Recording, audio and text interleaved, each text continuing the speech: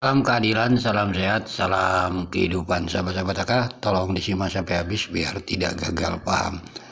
Tadi lama juga Aka membuka-buka video-video Aka terdahulu ingin mencari statement Aka pernah mengatakan 7 Kapolda silih berganti.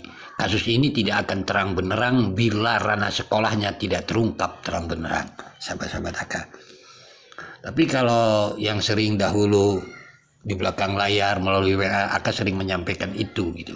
Ya buktinya saja sahabat-sahabat Aka. Itu dugaan ranah korupsi hampir setahun. Penyidik sudah tahu tidak ada muridnya.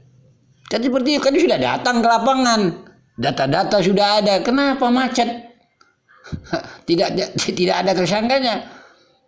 Begitu juga kasus kasus Raja Patinya hampir setahun juga itu 3 orang belum P21 bahkan Yosep dalam analisa Aka ya tidak bersalah.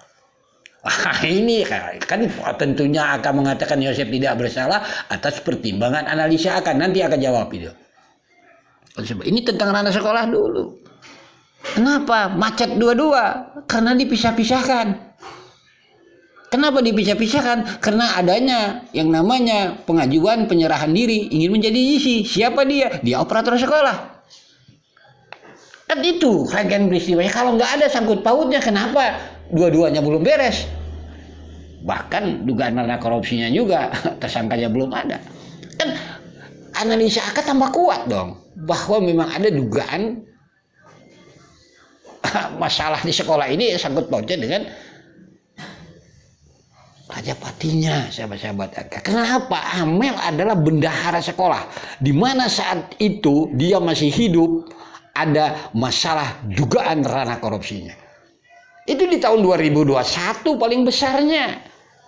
Karena memang memungkinkan pada saat itu di musim Covid cukup melalui digital, yaitu pelaporan-pelaporan. Cukup pakai laptop. Makanya akan dulu berharap kasus ini jangan dipisah-pisahkan. Cari dulu barang bukti laptop itu. Benar Kamel ini bendahara? Masa iya bendahara tidak ada catatan-catatannya, tidak ada pelaporan-pelaporannya. Dari sana nanti baru digali lagi siapa sebenarnya bermasalah di sini. Tapi ya ini hasilnya. Kita tunggu aja itu kapan dugaan ranah korupsinya beres. Ya, kalau dia ada sangkut pautnya dengan kasus Subang, kapan mau beresnya? Kan ini pemahamannya. Kita kasih support penyidik. Gitu. Karena bagi Aga sih lucu gitu kan kasus ini. Jadi memang unik kasus ini gitu. Jadi bagi mereka yang mungkin bergelut di dunia hukum atau PH dan sebagainya, bisa aja bangga punya gelar sekian menangani kasus ini sudah benar, sudah menang dan sebagainya. Jangan disamakan dengan kasus Subang. Dia nggak nyambung gitu. Memang kasus paling aneh, paling unik mungkin yang sepemahaman Aka bagaimana seorang yang sudah ditersangkakan hampir 1 tahun, kan alasannya apa? Tidak ditahan, kan seperti itu. Pasal yang dituduhkan itu besar itu, jadi ya sulit malas lah kita bahas kayak gitu. Dari sana aja kan unik ini kasus. Ya kecuali satu orang dia sakit sudah tua atau anak-anak ya kita malu. Ini 3 orang ini. Dari sana aja keunikan itu sahabat-sahabat Aga. Makanya kasus ini ya seperti ini. Perdebatan dan pro kontra. Ya dia udah agak bilang kalau dia tidak terang benerang di kasus ranah sekolahnya, ya resikonya seperti ini. Ya fakta kan. Dua-dua macet. Kan kayak gitu, nggak tahu mungkin besok nggak macet kan kayak gitu ya. Masa iya tidak ada kerugian uang negara, masa iya tidak punya alat bukti laptop dan sebagainya, pelaporan siapa yang mempunyai kekuasaan di ranah sekolah ya. Mungkin jangan-jangan karena Yosep tidak dominan di sana macet dia. Kita kan analisa namanya seperti itu. Lalu kenapa Aga mengatakan Yosep tidak bersalah? Wah, kan harus ada landasannya. Simple sebenarnya, banyak sebenarnya ada pertimbangan-pertimbangan hakim yang agak anggap pertimbangan hakim tersebut salah dalam penerapan keadilan. Seperti itu. Keadilan yang akan tuntut. Karena di persidangan itu kita ingin mencari keadilan. Akan kasih contoh suatu keadilan yang tidak adil. Satu aja. Ini sering akan sampaikan.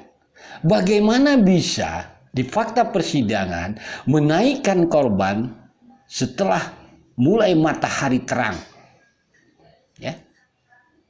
Sedangkan Danu sebagai terdakwa, Waidah sebagai saksi mengatakan Danu bersama Waidah di rumahnya jam 5.30. Kata Danu, iya. Lalu hasilnya Yosef divonis 20 tahun. Coba. Keadilannya di mana? Coba. Kita bicara keadilan. Di mana itu keadilannya? Keadilan itu seharusnya ditempatkan marwah di persidangan itu. Akan tantang siapapun. Bagaimana bisa mengatakan cerita jadul seperti ini bisa memvonis orang 20 tahun? Ya kalau bertiga mereka bersalah masuk di akal karena mereka kerjasama. Tetapi kan ini tidak. Yosef tidak bekerja sama dengan Waidah. Belum lagi dibongkar yang lainnya. Jadi kan sulit gitu. Jadi keadilan itu, sahabat-sahabat AK, sulit didapatkan di kasus ini. Kenapa? Karena memang tidak dibutuhkan keadilan selama hari ini. Di sini. Unik kan? Jadi keadilan untuk kedua korban tidak ada. Tadinya kita berharap, kita serahkan kepada negara. Negara menunjuk ke JPU. Hasilnya ya seperti ini. Keadilan tidak terwujud. Ya kalau memang fakta-fakta persidangan itu enak didengar, akalnya enak, ya kita juga nggak keluar-keluar karena keadilan itu sudah tercapai. Tetapi bagaimana bisa dikatakan suatu keadilan bila Danu dengan Waidah jam 5.30? Ini fakta persidangan itu agak bahas itu, omongannya ada itu di fakta persidangan. Korban belum dinaikkan. Yosef divonis 20 tahun, jangan-jangan nanti MMA juga ikut-ikutan divonis. Coba, inilah yang agak bilang PH MMA harus antisipasi. Seperti ini. Antisipasinya tentang keadilan itu. Ini pemahamannya. Jadi sahabat-sahabat Aka, bagi Aka sih nggak ada membela. Udah Aka bilang, kalau memang Yosef itu bersalah, benar fakta, terang benerang, hukum mati. Ya tapi sekarang kan Aka bukan mengatakan hukum mati, nggak percaya Yosef pelakunya. Kenapa? Ya sekolah dipisah-pisahkan dengan kasus Raja Patinya. Ini kan udah, padahal ada puntung rokok di sana, orang sekolah, nggak dituntaskan semua ini. Bagaimana keadilan itu? Sekali lagi yang kita bahas adalah keadilan itu. Keadilan yang bagaimana kita minta? Ya kalau memang kan Danu bersama Waidah jam 5.30 sebelum korban dinaikkan, berarti Danu bekerja sama dengan Waidah. Apakah Yosef bekerja sama dengan Waidah? Itu yang harus dibongkar. Masa iya sekali lagi Danu bersama Waidah jam 5.30 sebelum korban dinaikkan, Yosef divonis 20 tahun. Bagaimana ini sahabat-sahabat Aka? Segitu dulu sahabat-sahabat Aka. Salam sehat, salam kehidupan. Mohon maaf bila ada kata-kata yang salah.